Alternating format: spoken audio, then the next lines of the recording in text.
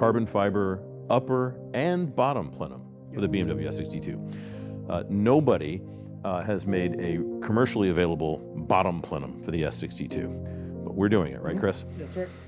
And you say it's actually 10 times simpler than this one, right? Yeah, it's significantly easier to make. You know, it is a top and bottom half separate, and there's billet flanges that locate the top and bottom to each other, which eliminates any risk of leaks or Right. any other trouble like that.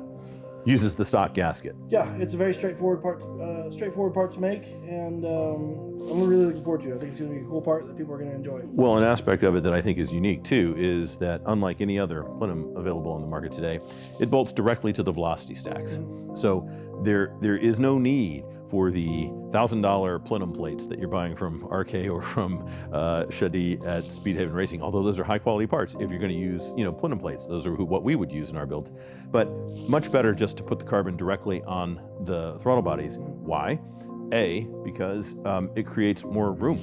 You can have more volume. Yeah, we're able to gain about 12 millimeters in height. Yeah, It's huge. Well, I mean, gosh, we haven't even estimated the volume gain on that, but that's a lot. It's significant for sure. So, I mean, it is going to be a much higher performing unit, and of course, without metal plenum plates between the metal throttle bodies and and in the stock formation, metal, or in the Dynon situation or stacks, aluminum velocity stacks. Here, we're going to have much less heat transfer. That's great. And again, with carbon fiber, you're going to have much less heat transfer to begin with. And that is one of the principal things with an S62 that we try to eliminate. Yes, Steve Dynon came up with the idea that we still do, which is eliminate the heat exchanger underneath the plenum. That helps tremendously, but there are other steps that one can take, and that is, again, to just eliminate metal plates there that can retain heat and then heat up your intake air. And I've had a lot of people say, yeah, but air is passing through that plenum so quickly, Peter, it can't be that this level of heat makes any difference. Okay, go test it. Yeah. Go test it.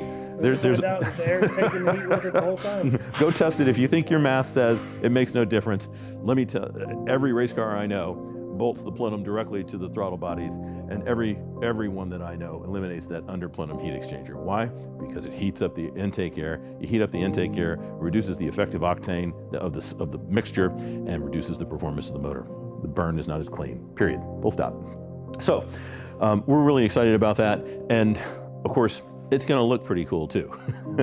We're not going to put our logo on it in any way, shape, or form like other colleagues of ours in the past have done that I objected to when I was part of that company. But it's a very elegant design. It is an elegant design. It's clean, Yeah. and it will have space for the M insignia if you want to put that on it. And again, high performance, and the pricing on it will be again higher than this, but most people are selling the top S62 plenum on the market for around $2,000 in carbon fiber.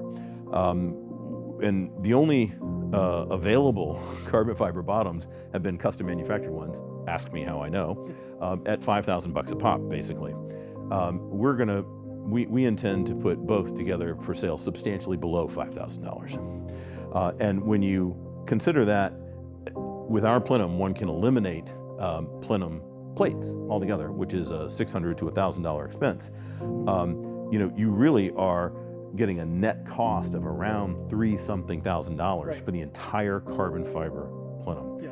And not only does it look good, it performs great, it's lighter weight, and is going to manage heat a lot better than stock. Add volume. And add volume, of course. Now, the other thing is, of course, that we have a lot of customers who bought our velocity stacks the first time around, and they'll all notice that cylinder 2, the velocity stack has to have the bottom edge clipped because it bends into where the bottom of the plenum goes, right? Yes. And that's different from what the Dynon stacks did. There's chopped at the top, which is a less efficient place to trim from. Ours, we trim from the bottom because it creates a smooth ramp from the bottom of the plenum into it, whereas cutting from the top reduces the effectiveness of the velocity stack itself. Sure. Yeah, I mean, airflow is going to be disrupted more with a cut at the top than at the bottom.